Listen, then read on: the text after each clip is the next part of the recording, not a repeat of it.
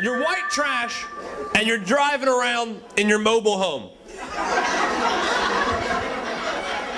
Now, while you're driving, you get hungry and decide that you want something to eat. You're like, ooh, Taco Bell. Now, at the moment you go to the drive-thru, at the second they hand you the food, is that pickup or delivery?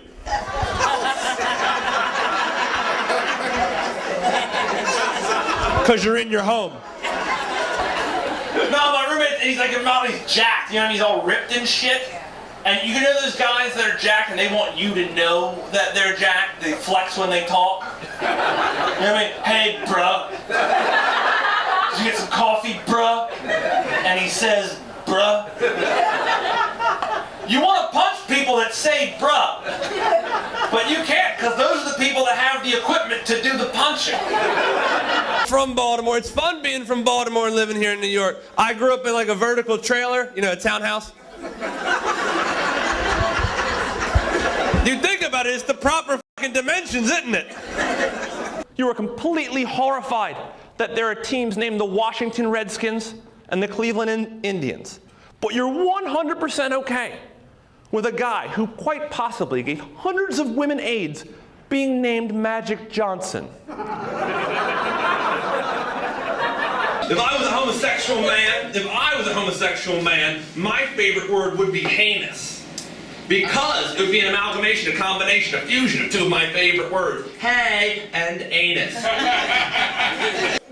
Imagine, all right, if I hear my roommate having sex and I start immediately masturbating. That is creepy, that is wrong, and it's unacceptable, right? But if I hear my roommate having sex and I was already masturbating,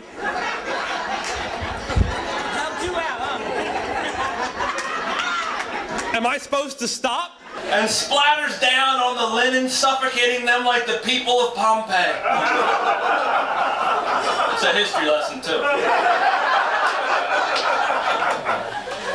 As my eyes walk through the battlefield and the dust settles, and I see the remains that could have been children. Twins. Maybe that's like a butterfly flapping its wings, creating a hurricane in the next room. Maybe that was too deep for a masturbation joke.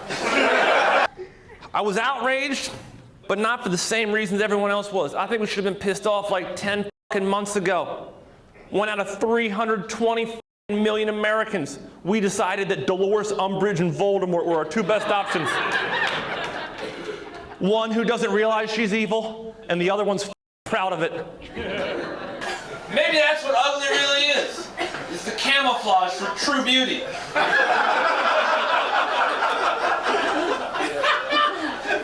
Maybe that's just something I thought about so you ugly people didn't feel like you lost the genetic lottery. I decided that I would take some time and write a story using a language that we in America understand far too well. Here's my story about politics. Once upon a time, there was a gifted man. And after the Daily Show, he was up all night dreaming about living single. But in reality, he was a family guy in a full house with Family Matters. He was married with children, bored to death, and tired of being the biggest loser. Desperately trying to escape this American horror story, he wanted to become an American Idol. Change his hustle, become the apprentice, and watch these madmen play their Game of Thrones, trying to finally figure out who's the boss. He soon discovered that these royal pains and hoarders had an X factor. They were cheaters, using their street smarts and criminal minds to build up a house of lies, cover up their covert affairs in the West Wing to collect their bones. Leaving this country in jeopardy. Unsupervised, they disobey law and order. In plain sight.